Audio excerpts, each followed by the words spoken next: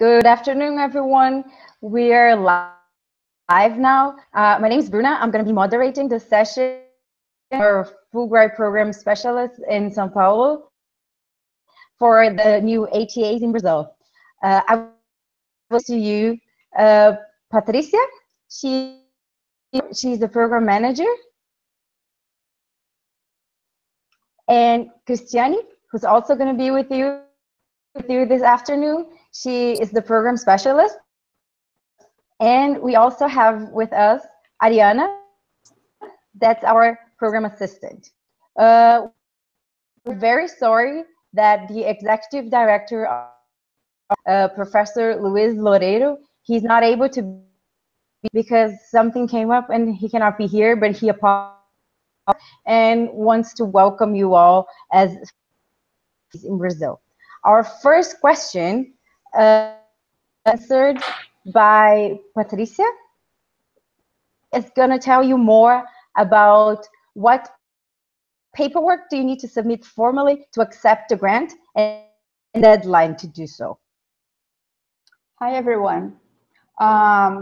Your grant authorization document is the main document that you have to submit to be formally accepted by Fulbright, to formally accept the grant.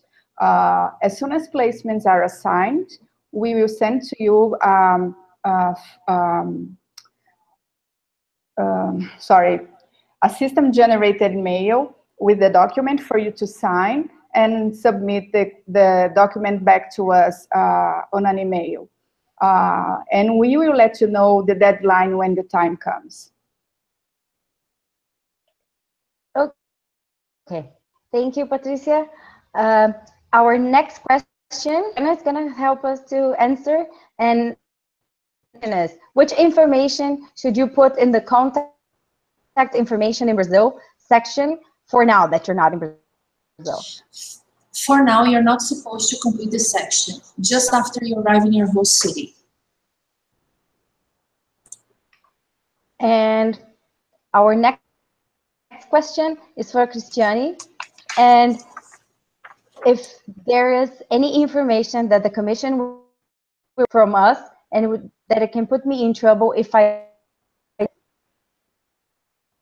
well, hi everyone. Well, all the information required by the commission is important, and without the signed grant authorization document and the medical form, you are not able to receive your grant. Okay. I would like to tell you that we're going to have a section in the end where you can ask questions. So you can do so right now, like ask some questions in our chat live there in the YouTube page, and then in the end we're going to look at some questions. But the next question is for Patricia. Placements. We would like you to ask, will we receive before formally accepting the grant, or the placements just going to be afterwards? You will receive your placement information in your grant document, which is the document that you must sign to formally accept the grant. Some of you who were selected earlier in the year have received the grant document a few months ago. The difference is that there is no information about your placement in the document. It shows to be confirmed. You are going to receive a new document to replace that one. And also about the placements determined, and will be given any, the grantees will be given any opportunity to Bruna, can you repeat the question, please? Yes, the next question is about the placement and how it is determined. Will the grantees be given any opportunity to rank their preferences, and how is it determined? Okay, so right now a Google survey is open for the grantees, the ETAs, to provide information to help us, the commission, match the background, their interest, their major, and other skills with the institution's needs. You will, of course, indicate your preference, but you have to keep in mind that most institutions are located far from the ocean, in small cities, not in historical sites, but they have a strong need for your contribution. Many have excellent coordinators who you know how to make the best use of your abilities. That said, there are many components on the table when deciding your placements, not just your preference, but we do look at them. Thank you. The next question is help us to answer, and it's about the visas. Is it apply for the visa before receiving the grantee document? No. You need the grant authorization document to apply for the visa. So you have to be a little patient until we are able to send it to you. Thank you. Ariana is going to help us with the next question. Okay. I have a valid tourist visa to enter Brazil for my Fulbright.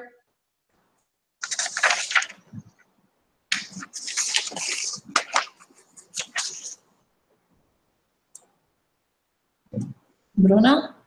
Yes? What was the question again, please? The question again, if the grant use valid tourist visas to enter Fulbright. Okay, now, in order to have a Fulbright grant as an English teaching assistant, you must have a VTEM-1 visa. You will be violating the law if you do anything differently. We are sure you don't want to do that. And can you also answer apply for the visas? Oh, okay. The Commission advises you to apply for the visa at least 60 days before coming to Brazil. And now the next question is here. Is it possible to apply for the visas? We do not recommend that you apply for a visa outside the US for many reasons. The Brazilian consulates in the US are already familiar with the Fulbright process, and our Fulbright document supplies almost all the requirements for you to get a VTEM-1 visa. When you apply in the US, you do not have to provide an FBI background check, financial information, or pay for the visa fees. Also, the Brazilian consulates in the West, they have a list of all Fulbright grantees in their system. It's sent by the Ministry of Foreign Affairs in Brasilia, what makes it easy for them to confirm your grantee condition. This is not true for Brazilian consulates in other countries. So that's why you do not recommend you to do that. Thank you. And the next question is also for you.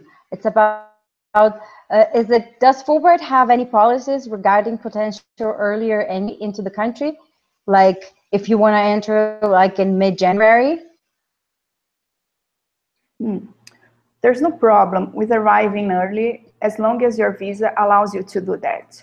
Your grant document will be stating a 9-month grant. So it will be the consular officer's decision at the consulate whether giving you any extra time. If you receive a 10-month visa or a 12-month visa, you are free to plan accordingly, either to arrive earlier or to extend your stay after the grant is over. Otherwise, your time here will be limited to the grant period. You have to keep in mind that visa extensions are not possible. Now, if you're staying in Brazil anytime in addition to the grant period, the costs will be on you. The same apply for health insurance. Coverage is only for the grant period. Okay. We are going to answer some questions about the, and Ariana help us with the next question. Is it allowed to buy a one-way ticket? Oh, yes, it is. However, a one-way ticket is way too expensive compared to a round-trip ticket. So you must consider the costs. Thank you. And now, Cristiane, chase the flight and then get reimbursed at a or do I wait to receive the funds from Fulbright for the air ticket? Well, it's up to you to wait to receive the funds from Fulbright to buy your ticket. But it's good for you to know that the allowance for the international ticket of $1,300 will be deposited with the first payment of your grant in early January. So you decide if you prefer to buy it before receiving the fund or after you receive it. Okay. And Ariana, are we fly in other companies that are not U.S. carrier ones? Yes, you are. You are allowed to fly in a non-American airline. This is because your grant is funded by the Brazilian government. Okay. And what about layovers? Can I have a layover in a different country on my way to Brazil to visit family for other reasons? Can I stop on my way home? You should avoid using your grant funds for layovers on your way to Brazil. On your way back home, we will not object to it. Thank you. And about the host institution, you have some questions for Patricia about it. Can there be more than one host institution in the same city? Yes, it's possible to have more than one host institution in the same city. That will be the case with Curitiba and Porto Alegre, both in the south of Brazil. Okay. About the type of work that the ETA, are they all going to do the same type of work across the country? Not necessarily. The activities for each ETA may vary according to the host institution's needs. And do I know that many of us may not have a major in English, in linguistics, or in teaching English for speakers of? Okay, I think it was. Do you mind repeat? Yeah. Yeah, no problem. Do our hosts know that? Hosts know that many of us may not have a major in English, in languages, linguistics, or in teaching English for languages? Okay, yes, your hosts are aware that you may not have a major or experience in those areas of study. And are familiar with the ETA program? Some of them are. Others have been selected for the first time to host ETAs. All of them, though, become part of a network where communication with the Commission takes place on a regular basis and wherever needed. Also, we are proud to say that establishing a very good relationship with the institution has been key for the program to work well in Brazil. Thank you. And now we're going to talk a little bit about the vacation break, and it's going to help us answer the first question. Is the winter vacation break in July the 14 days of vacation? We would have the break to ourselves off during one of the semesters, pending on the commission. No, so the winter vacation break is not separate from the 14 days of vacation. The 14 days of vacation should be scheduled during the winter break and after you talk to your host professor. And when we are talking about the policy on going back to the US, we're going to have some help from Patricia to answer this question. Any policy on going back to the US to take a week off, approve one in case of a personal emergency or family issues? Okay. So in such cases, you must contact the commission and your host professor to get approval from both to travel home. We tend to be very flexible when it comes to an emergency situation like a health problem or when someone you love dies. For planned breaks, we recommend you use your winter break, which falls in the months from June to August. If that is not possible, you will have to get permission from the commission and your host professor. Now we're going to have Ariana to talk about the Facebook group that we have. How important it is to be part of the closed Facebook group? Do you ever send really vital information through there, or is it of an informal means of connection and communication? So email is our official means of communication. However, in the closed Facebook group, we will sometimes post short notes, reminders, general information. Also, being in the group will allow you to connect with your peers, exchange experience, and share information that may be interesting for the entire group. Thank you.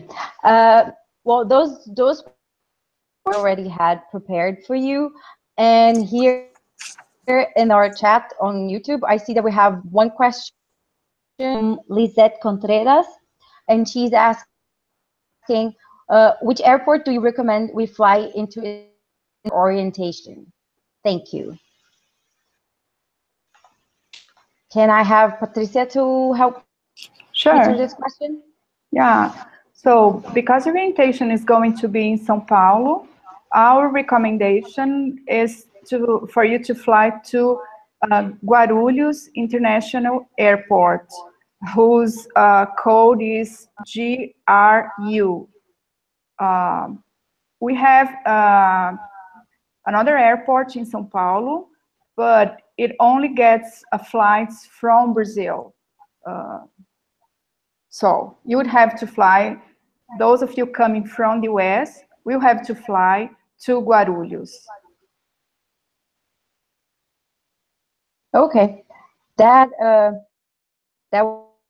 questions that we had from our page. We thank you all very much. This video is going to be on YouTube. That wants to watch it can just watch, and couldn't watch we're live, can watch it later. And we have more questions now popping up. We have Matt Krager asking, are we to get involved in other academic activities at the university where we're teaching, like research, so long?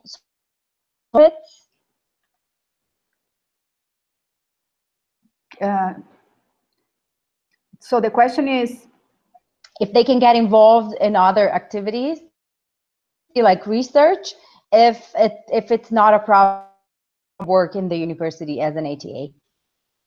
No, of course not.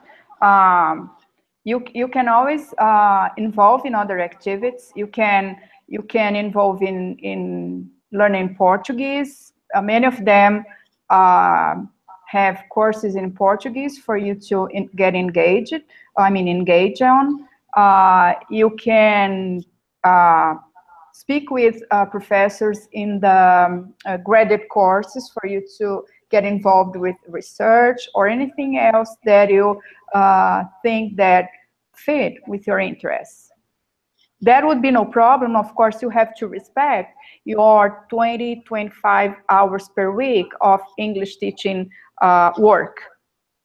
And then you can use the other hours as you like, and could be with activities at the university. And another question. Carl Schneider is asking, what are some of the different formal responsibilities could be doing outside of teaching English? He's also asking, what is the name of the Facebook group? I think you're all gonna get through email. You're link so you can get in the group. But he's also asking about the formal responsibilities that they're going to have teaching English. Formal responsibilities. Formal. Yeah. Yeah. No, we have a document which is in Portuguese, by the way, but it says, I would say, the do's and don'ts. What are their rights while ETAs in Brazil. It is a document that we share with the host professors and with the ETAs. And I think it's very helpful. It's a guide, a starting point for them to know what they can do, and it's to be respected throughout the grant. So we can share right now, I mean, in the next days, but it is in Portuguese, and we'll try to translate this into English for those of them who are not yet proficient in Portuguese. Okay, and one last question. No, we have one more now. For now. We have one more question. That's from Vicky Beja, and she's asking if we are planning to other than the US before the grant starts, will the commission reimburse the flights? And then she gave the example. If I was arriving in Brazil from Chile before, would she get the reimbursement for the flight? Or I think she means, well, I think she means in her question if she's going to get her international travel allowance despite her flight to Chile. That's what I think she means, because they have the right to receive the international travel allowance with their grant benefits, and we do not recommend that you, as we said, that you include any layovers. That's a general recommendation that's in the Fulbright program policies. So you'd have to write to us so that we can discuss this. We do our best not to avoid, you know, to have reasons not to pay you. So let us know what the reason would be, and I'm sure we'll have a way for you to get your allowance and be here for your grant.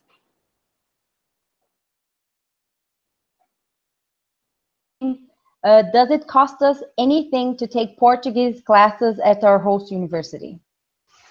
Usually not.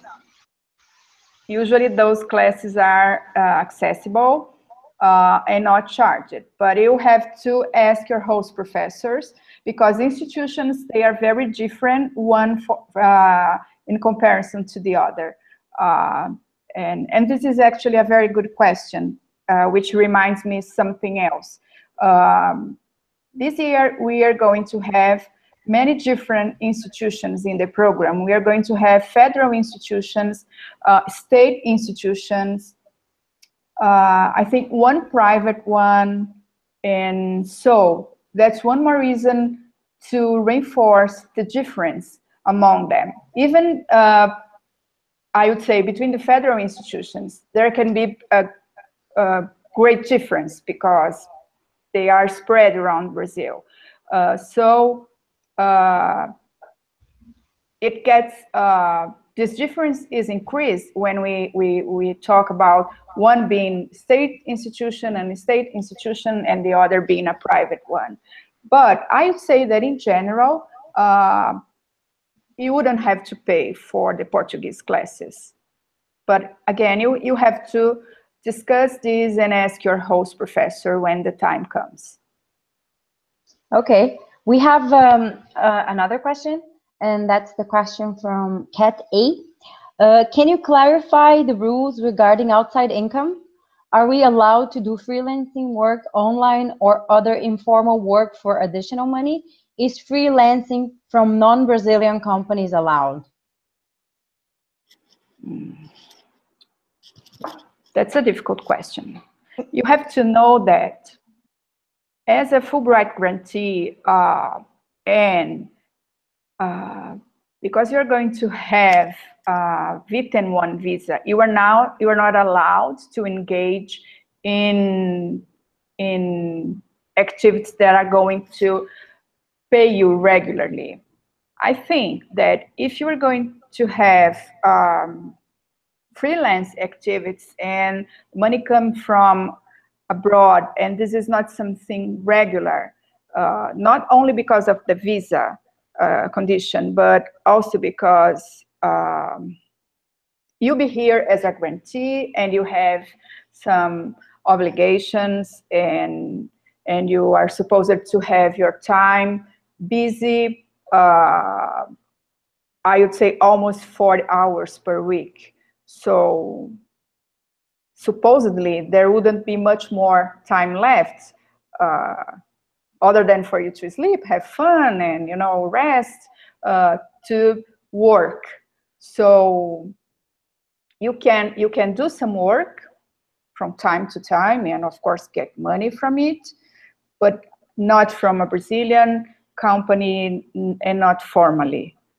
Don't know if that makes too much sense, but that's more or less the message that I'm trying to pass on to you. Okay. We have one last question, also from Lizette again. For placement, which university needs are considered? Can you say the question again? She's asking if for placement, which university needs are considered? Oh, right. That can be also a difficult question. The needs are very different. And I remember ETAs last year got very disappointed because of this answer. I understand if I were in your shoes, but the needs vary a lot. Some institutions have small classes, others have classes with many students. Others have, the needs are for teachers who can teach English for beginners. Others, students have more an advanced level. Some students usually engage more and are more like to go to classes. As I said, they engage more and they are more enthusiastic about their learning. Others are kind of more slow. Some have the day to study. Others go to class at night and work during the day.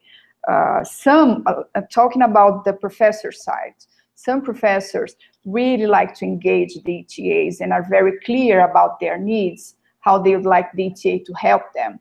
Others take some time until they make it clear what kind of help they would like the ETA to offer. So that can vary a lot. So in this sense, I would encourage you to contact the current ETAs who are leaving the country in almost a week from now, and talk to them about their experience. I'm sure they had a very difficult beginning here, as the others in previous years had, but they learned how to manage these challenges in the beginning. As I said, some host professors, they know how to take great advantage of the ETAs and your skills. And others, they have to learn from you and with you. Usually, I'd say you can contribute with talking about your culture, about your history, about trying to deconstruct some myth about the West and its people and its customs. And to many institutions and students, you are going to be the first native speakers they are going to meet. I would again encourage you to start conversations with the current ETAs and see what challenges they encountered, and also how they were successful in this year, in their year. I think that's my best piece of advice. And we still have some few questions after we finish. And Sophia is asking if we could talk about a little bit the ATA, the experiences of ATA learning Portuguese versus the ATAs that who already speak Portuguese. Like, how different are those experiences? I'm not sure I would be the best person to talk about this, but in my experience, being here and seeing their experience, what I see most of the time is are ETAs that have started their grant with no Portuguese at all, and some Spanish most of the time, but not always. And you know, they've come a long way, and up to I would say, the midpoint of the grant, and they are completely different there in July. They can speak Portuguese well, and they can communicate well and connect with people. And I see that they or you learn very fast. And well, so we consider that in your placement. Maybe I shouldn't say that, but now it's done. But it's not a big problem. Maybe it's not a problem, you know, not knowing how to express yourself in Portuguese. You will do well. And I think it's good for you in your experience, you know, because your students will I think you the connection with your students will happen in a certain way that will be good for you, for your teaching skills. So that can be very helpful, and you will grow a lot. That's my point of view, not of an ETA. Well, it's also, maybe they can contact also ETAs to ask about some of the experiences of people that knew Portuguese before and people that learn all the Portuguese here. That's also something nice that we're going to have in the Facebook group, so you can contact other people that have the same experience. And our last question to finish, it's from Caroline. She's asking, can we take non-language classes at the host institutions? Yes. I think that's a similar question to one of the ones we had in the beginning. Someone asked about getting engaging in research. Another project, yeah. Yeah, so that's about the same. You can, if you find something that is of your interest for your career, something that you want to learn more about, you of course can do that. You just have to talk with the professor in charge and see if you can take part in that class as aluno especial. You are not supposed to pay for any fees. You are not going to take that class for credit, so you can just ask to be there and participate in their class, and you know, it's totally allowed, and I would say encouraged for you to do that. And we still have time, so if there are more questions. Yeah, we still have 15 minutes. So if you have any questions left, that's the time, because those were the last questions. that we had there in our YouTube chat. And if there's anything else you want to know, you can just ask there. We're here to answer all your questions. And I don't know if there's anything else from the Fulbright side that we would like to say. Well, there's the last question. Concerning housing in Brazil, is it expected for Fulbrighters to stay with other Fulbrighters, or is it common for Fulbrighters to live in a República or with other Brazilian students? That's your decision. We have no expectations about this. Our recommendation has to do with your host professors. We ask them to have something pre-arranged for you, and which could be letting you know in advance what they have and you could choose, or have something really booked for you for your arrival. But then it's your decision what you want to do. You may want to be together. You may decide, no, I want to live with Brazilians, I want to live with a family or on my own. You have to explore your options once you are there or here. And Sophia is asking about the host institutions, if they're all federal. No, there are federal, and they are most of them. There are state institutions. There are, I think, 1 or 2 public ones. And that's it. And another question is, where are the whereabouts of the host institutions in Brazil? Are they all located in the same area? Are they far away from each other? We have a map. We're going to share with you, I think today. We just finished marking the placements in this map today. So you're going to see this, but some are near, others are far. You know, we don't have, I think we have just 1 institution in the northern region of Brazil, which is sad, but that's the reality. The great majority is in the south, southwest, and northeast. Sorry. And another question is, are they allowed to travel on the weekends? If so, how far?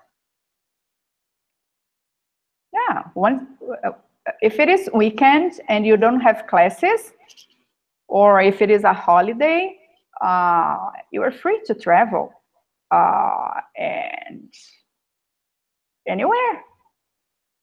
We just recommend that you let someone know about your whereabouts. It's for your own safety. Could be us, could be your host professor. Just don't go too far, and don't share. Don't forget to share about where you are. But you can you just cannot leave the country. You cannot do that. You need to be in Brazil all the time if it is not vacation time.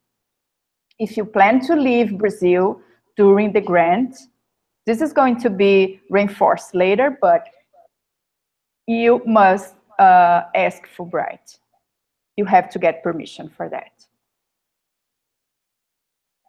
But inside Brazil, it's okay. It's okay. You just have to tell people where you are. It's a recommendation because someone needs to know where you are. Yeah. Don't go missing. Sometimes I get I get calls from parents. It's not usual, but I do. Cool. And there's the last question here. Will everyone have the same days off for winter vacation? Not exactly the same. The winter break can vary from one institution to the other. Usually, it would be July, sometime, but that can vary. That's why you have to discuss with your host professor when would be better for you to take your vacation period, when you could take your vacation. In some schools could be in June, in others maybe in August. So there isn't a right period for that. Okay, so that was the last question from the ETEs, and we would like to thank you, to thank everyone that was part of it, and thank you all for all the questions, and thank you for our program assistants and in manager in Fulbright in São Paulo, and we hope to see you soon in Brazil. And if you have any other questions, you can also, this video is going to be live on YouTube, I think probably in 5 or 15 minutes. So if there's anything else we didn't answer, you can also answer there, that we're going to answer all the comments. So thank you very much. And well, welcome soon to Brazil. Thank you. Thank you, everyone.